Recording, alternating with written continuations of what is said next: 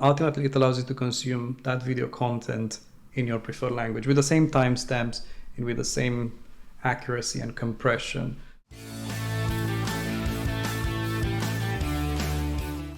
And welcome everyone to an in-person at office edition of SlaterCon. Today I'm delighted to have Mihai Vlad here, the founder of Video Highlight. And Mihai is also the former general manager of Language Weaver, RWS's machine translation tech. We had Bart on the podcast recently. Hi Mihai. Lovely to be here. Thanks for hosting me right in the epicenter of the language technology. Slater HQ. And for those of you who are watching on YouTube or don't watch on YouTube, we're between ferns, as they say. So exactly. we got the plant here lined up. So I introduced you as the founder of Video Highlight. So, let's take a bit of a step back and give us a quick background to you and your career. Yeah. Well, thanks for that. So. It started in engineering in telecoms and then moved rapidly into security, where I started using machine learning and AI to identify threats. And then I found machine translation to be actually a more exciting topic because it was dealing with, let's say, a wider breadth of technologies and impact. And to be honest, like, the technology was a bit more complicated than security. To get the right translation, it's probably harder than to identify the more or the best possible malware. So I started with Language Weaver 7 years ago, and then developed it into a business, and now it is the cornerstone, or the technology cornerstone of RWS. All the traffic goes through Language Weaver, and we also we're supporting a lot of government and enterprise customers. So I guess this is where I cut my teeth into what it means to build AI for the enterprise ultimately. And they also launched a product called Evolve. And today, just a couple of hours ago, I actually got the press release that RWS with Evolve won Dell. So big win. Nothing makes me happy. Yeah. I remember how it started. Like, we were all in a room I think it was in July in LA, and we came up with this idea, and we thought, wow, can we actually bridge this last mile? Could we actually help the post editors remove some of the drudgery of correcting the same thing over and over? So we thought that this could be auto post editing, and I'm incredibly happy to actually see it productized and getting more and more customers for RWS. So yeah, makes me super happy. Yeah, it was a great quote in the press release from Dell, praising the tool and big win. It's rare that actually a company would go out with a press release, at least in our space, and like a single client win. So this seems to be a big thing. All right, let's go to Video Highlight, your new company. I think we could almost call it's in stealth, still somewhat. At least I didn't know until a couple of days ago that you were working on this. So tell us more about Video Highlight. Yeah, so I mean, technically it's maybe a third of the company. This is the consumer-facing product. There are a bunch of other really stealth products that we will be revealing later on, but I promise that you'll be the first to reveal the first product we've got. So Video Highlight, I'll start actually with a problem, and it's a problem I had personally. So I'm one of the people that use video a lot to learn, to study, to extract information from it. And for me personally, video is broken. So video is broken for many reasons. One is you actually don't know whether you should watch a 60-minute video. And I'm not talking about the extreme of, go to a cinematic experience and watch Dune as an example, or watch a 50-second pellet reel and get excited about it. I'm talking about video as an information transfer medium. So then you're faced with a wall of videos, and you're like, should I actually be watching this? Is this relevant for me? And the only way to do that is literally scroll through it and then maybe watch all of it and then realize after 60 minutes, well, this was not for me. So, but let's assume that you go beyond this problem and you filter them, and then you go and you're still faced with the 60 minutes, and maybe just 5 minutes are relevant from that particular video.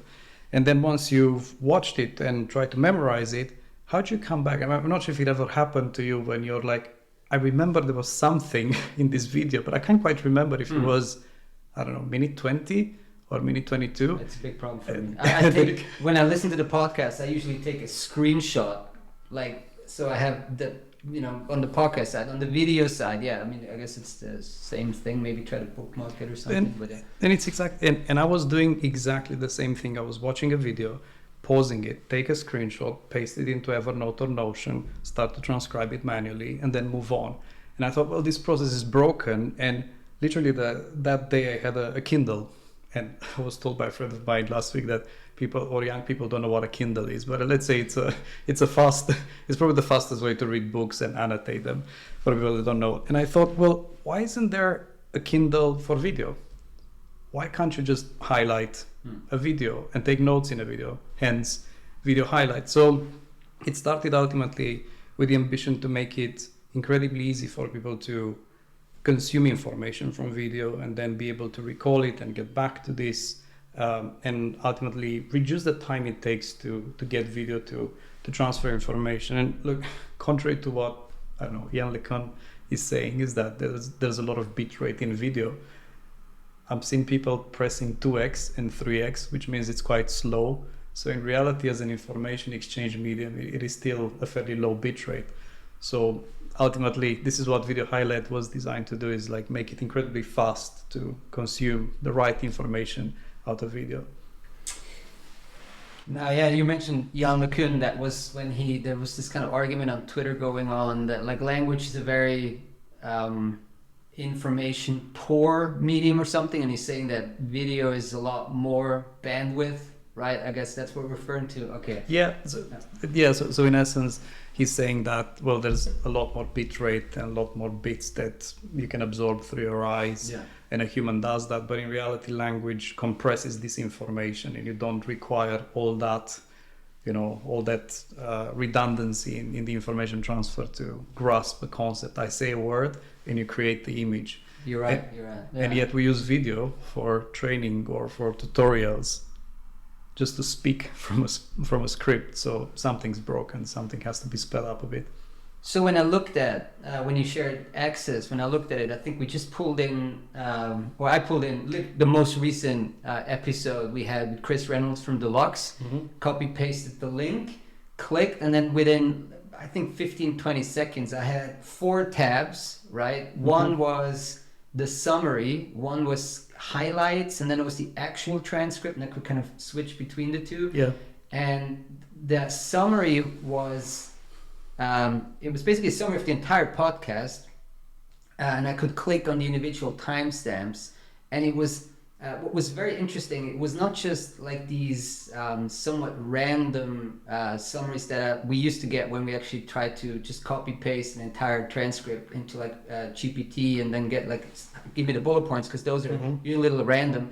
What I got with Video Highlight was very much kind of pre-digested, having already done a fair bit of almost brain work summary, where like it would talk about it in like the indirect voice, like Chris highlighted that XYZ, right? Yeah. So yeah, I mean, I hope I didn't butcher the the thing, but it was very impressed by how quick it was.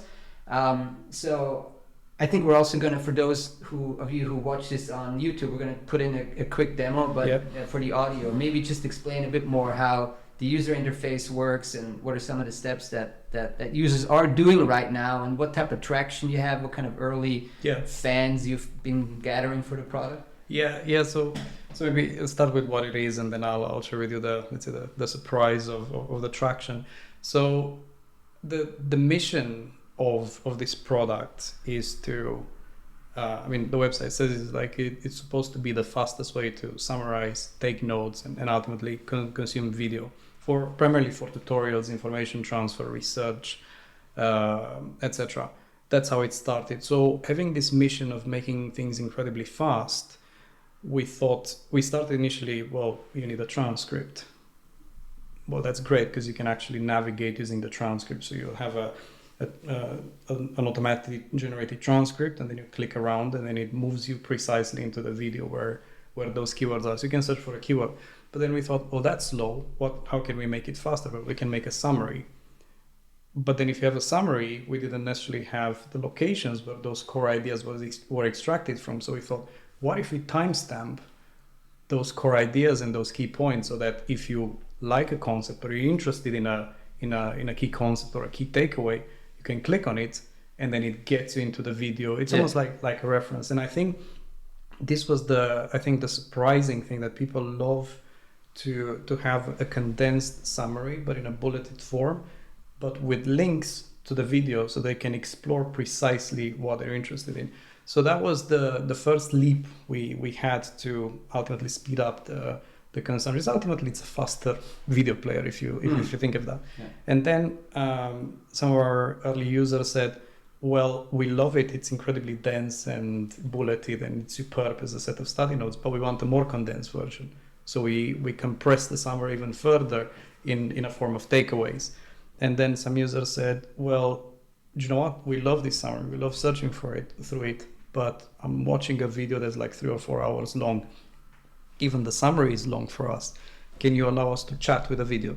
So we introduced almost like a video chat functionality. Right, there's another tab where you Yeah. can just ask a question. Yeah, exactly. Yeah. So it's almost like we're trying to provide, and obviously this is in an incipient form, but we're trying to offer all of the tools so that people can consume video or ultimately experience video and learn from it in a much, much faster way than literally scrolling or pressing 2x or maybe watching a transcript. And I think this is just the beginning. We have novel ideas on how to build the navigation to make it even more exciting or engage with the core concept. So that's how it's working.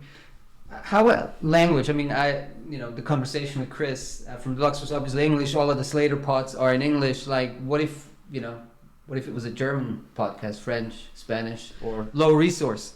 Yeah. Where would it break? Would it break? Of course. I mean, like every tool, it's not perfect and it will break.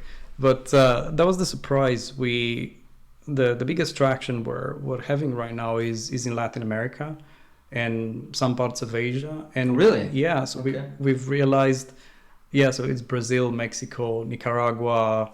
Then in Europe is Spain, France. And we thought, like, hang on a sec, what's happening here? And then we just allow the summary to be generated in multiple languages. And when you have potentially an interesting video for you in, let's say, English, but you prefer to have it summarized in German or in French. So right now we have not the long tail languages, but the other side of the spectrum. Ultimately, it allows you to consume that video content in your preferred language with the same timestamps and with the same accuracy and compression for that. Transcript remains the same as it is in the original language. And that seems to have taken off, and it totally surprised us. So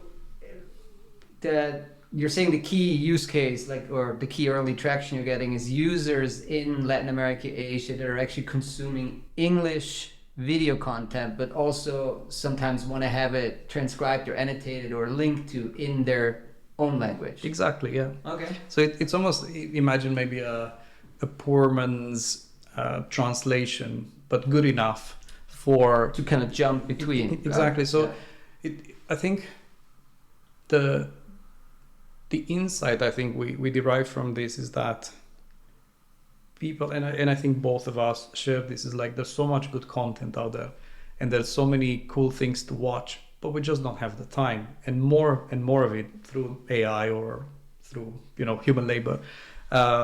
There's more to be seen, and people just want some kind of a filter or some way to compress this information. It was like having a bit of an executive assistant that compresses the information, gives you all the insights or the key the key points on where to find the needle in the haystack or the needle in the video haystack ultimately, and then reduces the time. And then the multilingual aspect was a surprise, and it was another dimension of potentially breaking the language barrier, but not through translation, but through summarization in this case.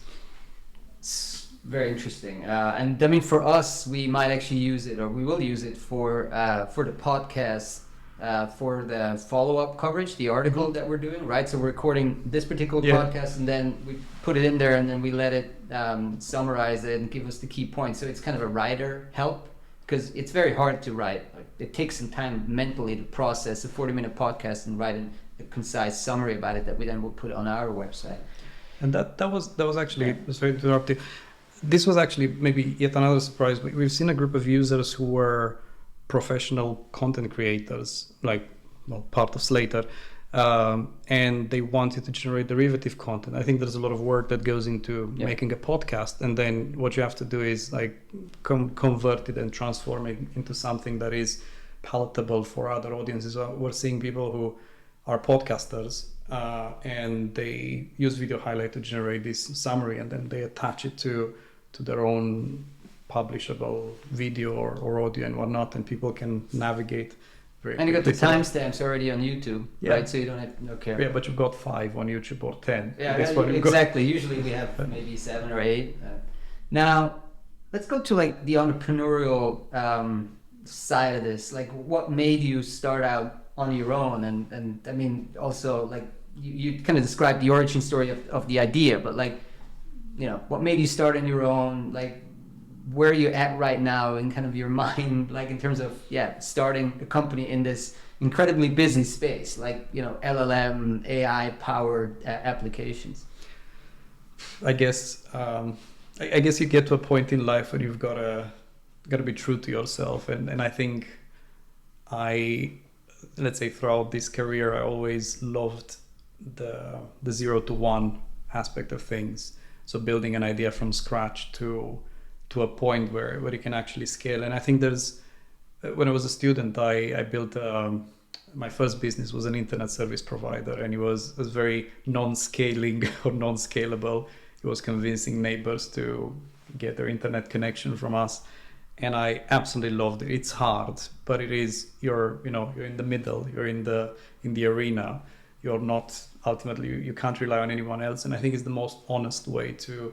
And there's a lot of.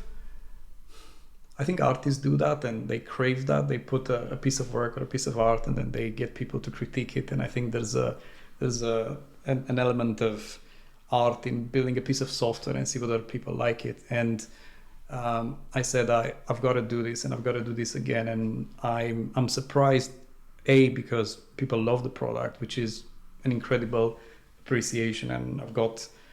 It's a small team, but I'm working with some incredibly talented people, and it's incredible just to exchange ideas and see how fast you can move. It is a busy space, but it's an incredibly fast moving space, which actually leads me maybe to the second reason. There are times when there's this producer, Rick Rubin, who says that you're just a conduit for an idea, and a time for an idea has come. So it's almost like I said, someone will do this. I want to do this. Someone has to solve this problem. Why can it be me? So that was the second reason. Then once you get going, it's surprising how much people want to help you, and you forget that. I think the more time you spend in larger organizations, like it provides you a lot of scale. But then once you're out, scale disappears, but there's a lot of people who want to help you, like this particular podcast.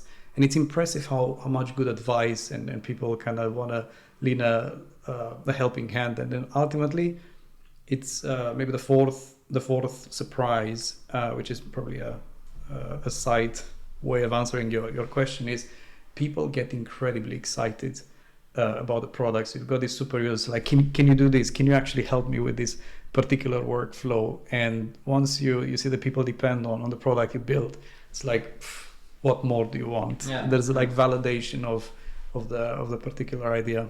So in the kind of narrow translation, localization space, machine translation space, I think a fair amount of startups that came out in maybe 2016, like 2021, might actually have been too early for what we're seeing now, right? So they're getting really challenged by all of these kind of the lower of the barrier to entry that's happening now with these large language models. Now, you're starting this in 2023, 2024, and you have the full breadth of whatever already has been built and all of these foundational models and all of these powerful APIs that you can tap into. How is it? How do you feel about the timing of this right now? Like, it feels like we're in an early mode, but do you feel like there's potentially a giant disruption coming down the pike in like a year or two, or do you feel like, well, that's kind of behind, now is the time to build solid for the next 4 to 5 years? I think, to be honest, you're touching upon the most important thing. Is like you can have the right idea with the right team, with the right funding, but if the timing is wrong, it disappears, and then you think, well, it's my failure because I wasn't able to scale it. And I think to be honest, there's a certain element of luck. So video highlight is not the first idea I had, and even within Language Weaver, we had a good amount of let's say MVPs and ideas, but some of them were too early. Ironically, we had a concept that was supposed to help marketers create derivative content 3 years ago, and now if you're looking at character AI or all the copywriting tools, so I think the element of timing is super important. Look, in essence, if I'm looking at the traction of video highlight, and we ultimately, this was the surprising thing, we hit a milestone and we're going aggressively after the second. So we hit 100,000 users a while back, and to me this is just mind-boggling to get to this milestone. Obviously we're going after the 250,000 and then hopefully 1 million. But it kind of like echoes the fact that maybe the timing is right for this, and the technology doesn't have to be perfect, but it's good enough. And if you put a lot of good enough technologies together and it solves the problem, then ultimately it echoes that the timing is right. So to cut the long story short, yes, the timing seems to be right for a lot of these AI powered ideas. And whether we're going to be seeing a disruption, I'm seeing a disruption every day. So my Twitter feed gets me half of the day incredibly excited and maybe a bit of FOMO. It's like, I've got to do this. And then all the assumptions I had 24 hours before, they're out of the window. All of a sudden it was like, oh my God, I've got to rethink the whole thing all over again. Yeah. And I think the speed of change and the flexibility you've got to have as a founder, an engineer, as a product manager, or even as an investor, it's almost like it increased the cycle, the speed cycle 10x at least. And I mean, probably no-brainer, but like 2 years ago, what you're building now would have been impossible. Like, or it would have required insane amounts of resources in the back, or? I'll tell you a secret. A lot of it is enabled by AI, but what no one will tell you is that the hard work is still there. I'll give you an example. We had this obsession since we said we want to build the fastest way to summarize a video. First of all, you've got to transcribe it and then summarize it. So the common perception is, or the common approach would be, take a file, transcribe it, wait the 5 minutes up until the file is complete, and then start summarizing it. And we said, well, we're just going to be losing people. They're not going to be waiting for this. How can we make it real time? Well, it's impossible to make it real time. How can we get closer to near real time? So that simple decision of saying we want to ultimately stream the content, both the transcript and the summary, as quickly as we can, generated a ton of complexity, because there is no library that will actually stream a transcript. Maybe on the summarization side you can, and then it just gets you into a ton of complexity. So ultimately you still have to pay the price for good engineering and maybe an obsession to build an excellent product. You're not gonna run away from this. AI will not help you, find shortcuts. Yeah. The work still has to go into proper engineering. But yeah, it's an amazing aid. You mentioned the fast throughput, and we actually had an article on Grok with the Q recently, that new what they call language processing unit. Is that just all? We had a quote from you in our coverage of it. I'm still a bit on the fence as a completely non-technical person. Is this like hype? Is this a real thing? Is it going to help? Is it going to be actually practical, or is it just somebody's time, like Grok's time in the sun right now, because they can kind of take some of the shine off of NVIDIA or something? I'm struggling to position this, but you just mentioned that speed is essential. Yeah. Grok seems to be making things faster. Is that a real thing? Yeah, it is. It's almost like it's super hard to make statements that I'm pretty sure will be totally invalidated in, as I said, 2 or 3 days.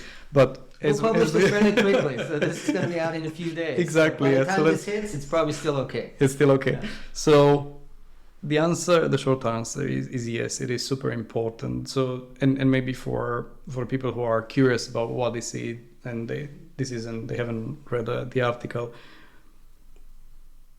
there is a great degree of or great amount of computation that is required for all these AI models to work. And the bigger they become, like 18 billion parameters and trillion and whatnot, require a lot of computation. If you were to do this computation on your computer with your default CPU, central processing unit, it will take years. So how do you speed this up? Well, you parallelize. It's almost like you have an army of people or an army of CPUs that operate in parallel. That's what a GPU, a graphical processing unit, is. And if you dissect the problem of, or the world of AI in two buckets, one is teach a model to mimic the training data. So this is called the training. And the other one is inference, which means generate what you've learned. So if you were to use ChatGPT, the training took months and months. There's still debate on how long it took and how much compute was required. But once you type something in, you get the answer fairly instantly. So that's the important part. But even that is actually incredibly slow. So what Grok has done is took the second part of the problem and said, we need to make it faster. And you think, well, but ChatGPT or the like are fairly fast, but they're incredibly slow compared to the rest of the technology stack. So we were talking with my team about how can we shove off maybe 5 or 10 milliseconds from calling a database. And you've seen some of it. It's like when you want to chat with a body of 200 videos or 300 videos, you can't just crawl a database. You need to load it in some cache. And we're obsessing over the past days, like how can we squeeze 5-10 milliseconds? And then you use an LLM and you wait a second or 2 seconds. It's impossible. You can't build an enterprise product with that. So I think the more we're going to be having these agents that are AI based, they have to be super fast. And that's what Grok is doing. It brings probably at a factor of 10x. It increases the speed so much that you can almost like abstract those components and make them almost like atomic elements in your software, and then abstract them and then use them in an enterprise setup. So yeah, I think it's an important. But it's a chip. Is it a chip or is it another layer? Yeah, it's an actual physical thing. It's another implementation of it's a chip. It's another implementation of one side of a GPU, and I'm sure that NVIDIA. I'm not up to speed about they announced yesterday, but probably an even faster GPU that renders all this questionable. Now, let's talk a bit about kind of the broader LLM, I guess, large language model environment. Like, where do you see this? It's a very kind of, I want to have it as an open question. I mean, there's so many frameworks now, so many kind of foundational models that are out there. We had this week, as we're recording the podcast, we had Marcia from Cohere at our remote conference talking about their Aya model, which covers like 101 languages. So very good at kind of low resource languages. Kind of give us your state of play in this kind of much broader LLM space and what it can do, and maybe then zoom in a bit more on the kind of multilingual aspect that's interesting for our audience. It's it's a big question. It's a big question. Let's see how we can take it. For people that were not observing the evolution of the transformer and its, which is the quintessential element of what LLMs are today, and you had some guests who explain it very eloquently that look, it all started with machine translation. You had a post recently, so that is ultimately the kernel of what LLMs are doing today.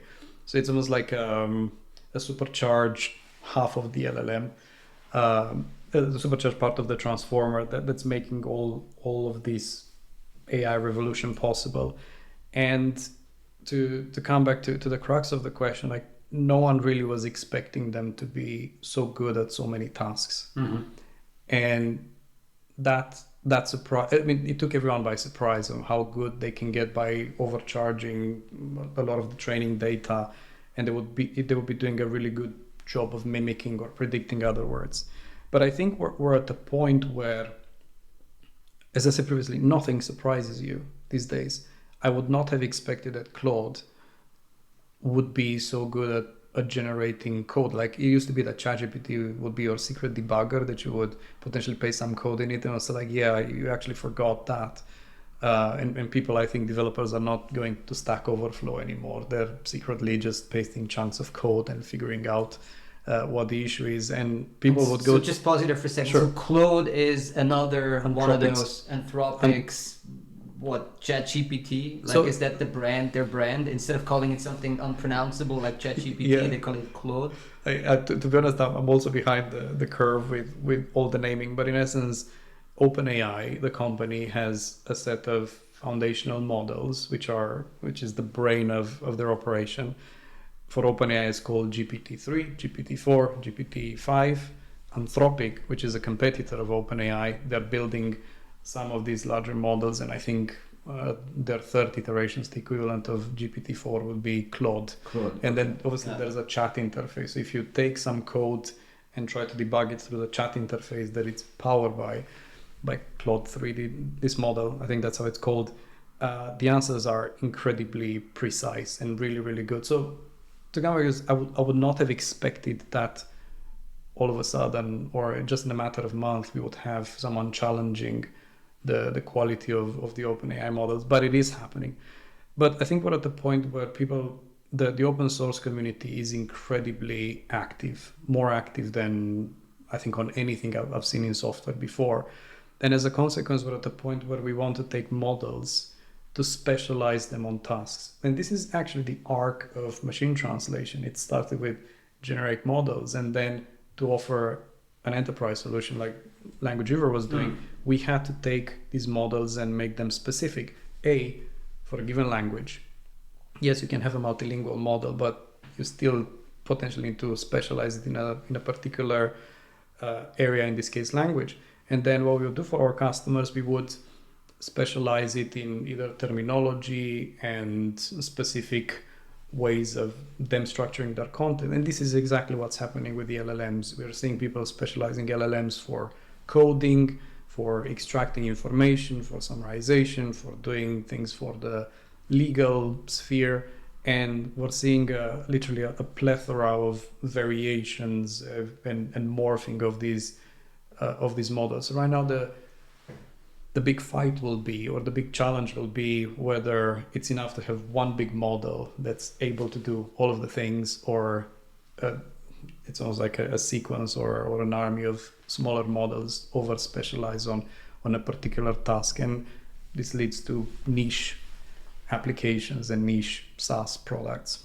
And to bring it back to try to narrow it to the machine translation space. So what you're saying is, and what we've been talking to also to other podcast guests, I mean, machine translation is kind of like use case 1.0 almost for these transformers. We've been working on them, we've been customizing them, we've made them narrower, we made them specialized.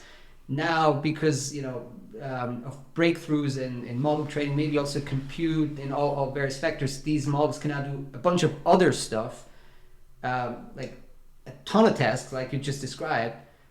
But how does that impact or not machine translation? This is I have something in English, I need it in German. Like, is there any immediate impact, or is it just like, well, we had this being machine translation, we worked on it, we got it better and better, and it continues to be better and better, and now all of a sudden there's all this other stuff that's possible, but it's not really going to impact the way machine translation works, right? Because as an observer that's really focusing on the language industry, translation industry, localization industry, I sometimes struggle to understand, like, what is a ton of noise like out there? Like, do I care that these models can debug compute like code? I really don't. I can't code, right? Maybe we should start. Maybe I should start learn to code. But maybe not, because some others say you can now start to code in natural language. Like, that's what I think Sam Altman just said. Like, in 4 years, everyone's just going to code using natural language.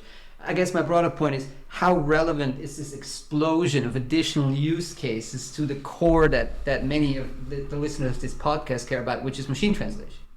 It's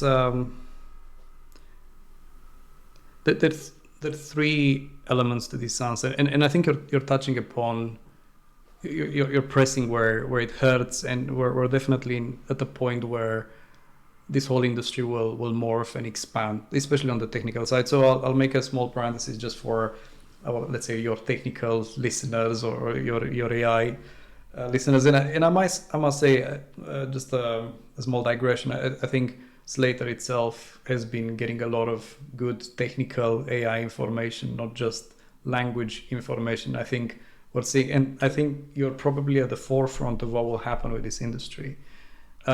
We used to call it the language industry, but now everything is language.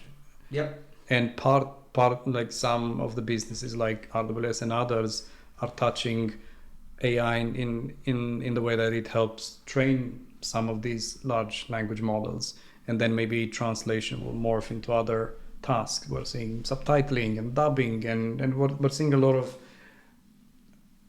maybe offshoots of what was the core of the industry, which was technically translation. And then the technical point was that in reality, machine translation is an encoder, decoder, transformer architecture. These LLMs are just decoder only. So technically, they're not like an over-specialized transformer for machine translation. They are almost like a supercharged half of a machine translation model. So then once you accept that, the answer of whether LLMs are relevant for machine translation or not is only going to be answered whether you combine the technology. And when we were designing Evolve and when we launched it with Language Evolve, we accepted that we're going to take the best of what machine translation does with the best of what the LLMs do. And we tried pairing them together and it didn't quite work.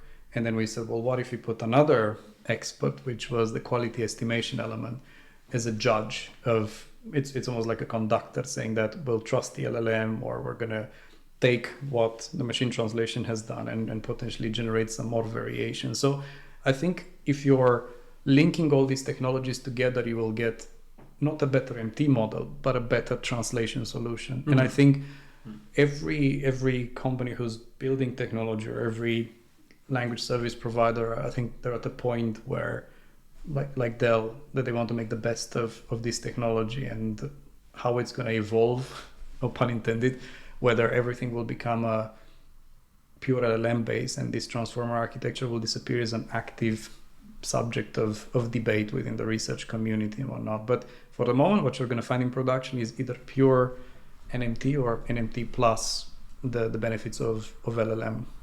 Very interesting. So basically if you have that big circle of additional use cases, one of them is kind of adding a layer of, well, an additional improvement layer on top of the core NMT, right? That yeah. It's interesting that we speak about NMT now with like this fond memory, like the good old days of neural. Like I still, remember walking around at I think Lockworld in like 2016 and like discovering NMT for the first time. Anyway. Excellent. Yeah, the good old days. The good old days. Who would have thought? So we recently published the second edition of our 50 under 50. So those are 50 startups under 50 months of age. And it was not an enormous challenge to find 50 relevant companies, which is, having already done the first edition a year ago, meaning with the decent research effort and qualifying, making sure we found 100 new startups that are in kind of what is almost the core of the localization, translation, language AI industry. Like, what are your thoughts about that? Like, is that something that's going to continue to kind of explode over the next 2, 3, 4 years? It's just like this absolute Cambrian explosion of different new use cases on top of these powerful models. Do you think we're going to see a bit of a slowdown, or what are your thoughts around kind of the startup environment in this industry? It's I can sympathize how hard or maybe how easy it is to find them, but then trying to catalog them and keep up with their birth. And maybe we should do like a 6 under 6 months or something. 6 under 6, 10 under 10. 10 under 10. But it is incredibly good for industry and humanity. Look, the reality is startups are very likely going to fail. And some of them will succeed.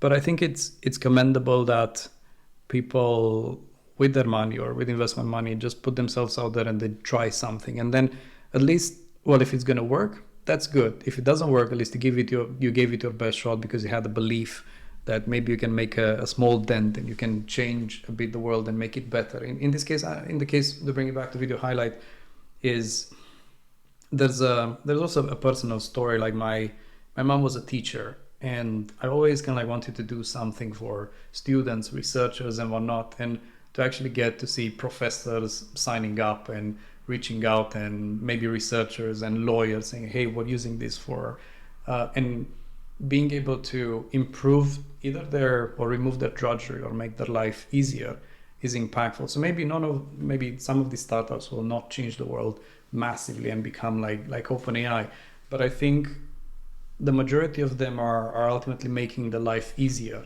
for people and helping them in a certain way. And I think it's good because out of this evolutionary process, maybe customers and consumers will end up with the best variation of the one that has the best traction, and the one that, I don't know, where the founders are obsessed with the product and with customer care or not. And I think it's good. It is obviously also a hype, and there's a lot of money being thrown as it's a bet. Like VCs will potentially make a lot of investment and see ultimately what works. But I think it's commendable that people are trying, and it's funny how this is like on the one hand you have the hype and the money, right, for a certain cohort of these startups, but then on the flip side, maybe some of the ones that have been in the language industry, machine translation, etc., for a little longer, they have a harder time raising maybe their next round, right? Because the VCs are all over these kind of new startups. I wonder how this is going to shake out. Like, why is this certain startup considered to be super cool and worth funding, tens of millions in Series A, and why are others like, well, they had their shot like the past 3-4 years? So it's an interesting environment from the VC perspective as well.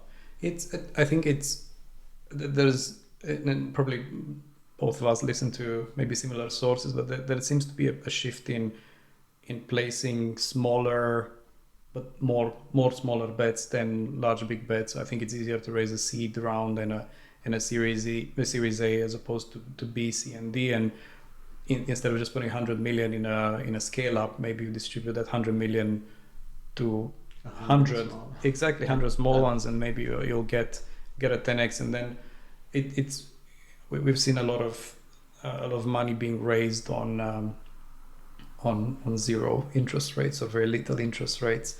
And I think as a founder, we're seeing a lot of, let's say, right sizing of very large teams, because companies have to become incredibly lean and effective and then show profit early on. I think we're not going to be seeing startups getting millions in funding only to spend them on Google ads. And well, nothing wrong with Google ads, they're amazing, but you can't just make your way to product market fit through sheer brute force of marketing campaigns. That's I think so. But I think it will change. It's like some of these companies will get big, and then I think the money will flow. But I think with more diligence around profitability and cost control, and I think it's only honest. Speaking of cost control, how expensive is it as you start to hit thousands and tens of thousands of users to hit some of these kind of different, I guess, APIs or whatever technologies? Like I keep reusing this, but there was this example where this founder put, I think it was a voice lip sync app or technology, and he wanted to have people build on this, so they will eventually ping his lip sync tech. But then to make a functional kind of dubbed video, he kind of gave you instructions about what other services you need to ping. And he made it kind of freely available. But then when people started building on it, they started hitting the 11 Labs API, and like very quickly had to stop it because it just blew his budget away when people started really using it. Yeah.